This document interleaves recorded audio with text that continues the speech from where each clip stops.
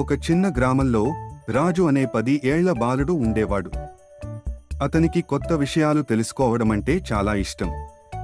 ఒకరోజు అతను గ్రామ శివారులో ఉన్న పెద్ద మామిడి చెట్టు కింద విశ్రాంతిగా కూర్చున్నాడు. అంతలో ఎవరో పిలుస్తున్నట్టుగా ఒక వింత గొంతు వినిపించింది. రాజు, రాజు అని స్వచ్ఛమైన గొంతు వినిపించింది. రాజు అవాక్కై తలెత్తి చెట్టుపైకి చూశాడు.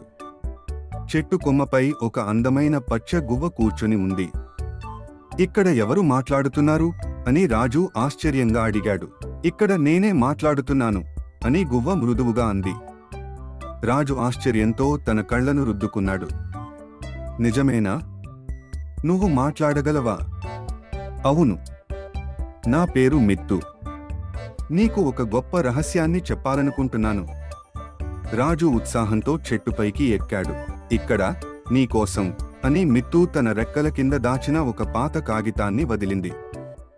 రాజు తెరిచి చూశాడు. అది ఒక పురాతన పటంలా ఉంది. అందులో వింత సంకేతాలు మరియు చిత్రాలు ఉన్నాయి. ఇది ఒక నిధి ఉన్న ప్రదేశానికి దారి చూపే పటం, మిత్తు చెప్పింది. నిజమా?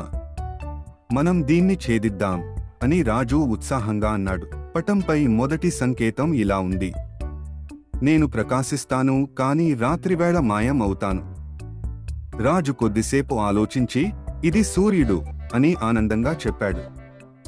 మిత్తు తల ఊపుతూ, సరీ, ఇప్పుడు నువ్వు గ్రామంలోని అతి పాత చెట్టును వెతకాలి అంది. రాజు గ్రామంలోని అతి పురాతన వృక్షాన్ని వెతుకుతూ వెళ్ళాడు. అది గ్రామం మధ్యలో ఉన్న పెద్ద వట వృక్షం. చెట్టు వేర్ల వద్ద ఏదో రహస్యంగా దాగి ఉన్నట్టు అనిపించింది. మిత్తు తన ముక్కుతో ఒక చోట చూపించింది. రాజు ఆచితూచి చూశాడు. చెట్టు బొడ్డులో ఒక చిన్న గడియ పెట్టె ఉంది.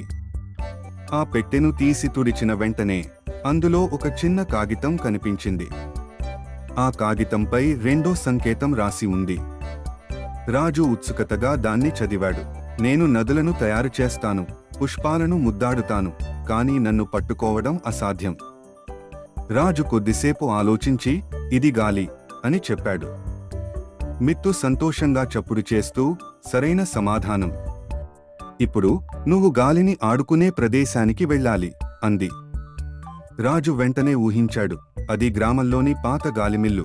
రాజు తన పరుగును వేగవంతం చేసి గాలిమిల్లుకు చేరుకున్నాడు. గాలిమిల్లు పెద్ద రెక్కలతో చక్కగా తిరుగుతూ ఉంది.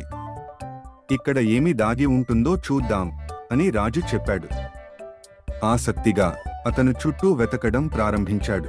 రాజు గాలిమిల్లు అడుగున ఉన్న చిన్న బండరాయిని తొలగించాడు. ఆ రాయి కింద ఒక చిన్న తలుపు కనబడింది.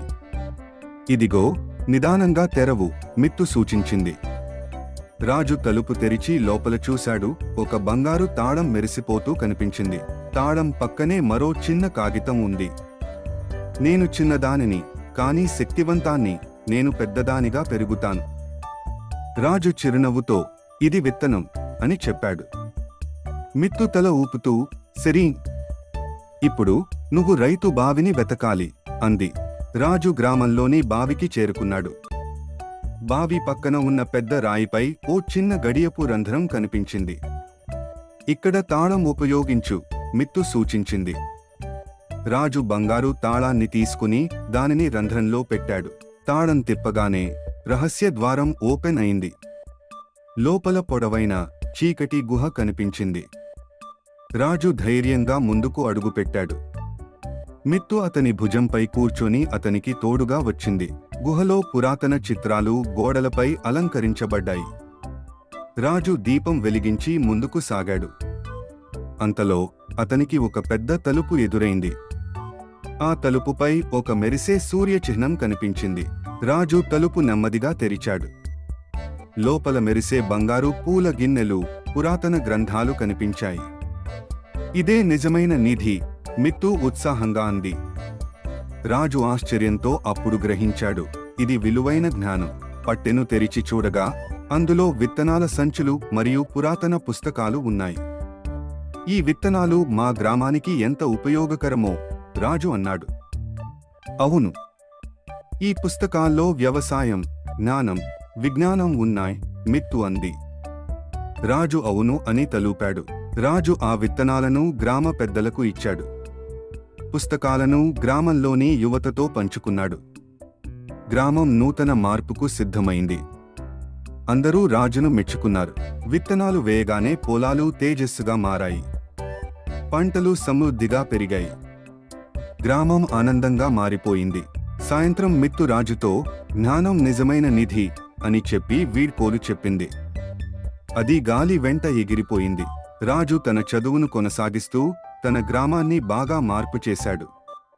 ప్రతిసారి మామిడి చెట్టు కింద కూర్చొని మిత్తును గుర్తు చేసుకుంటూ ఉండేవాడు. Please subscribe to our channel.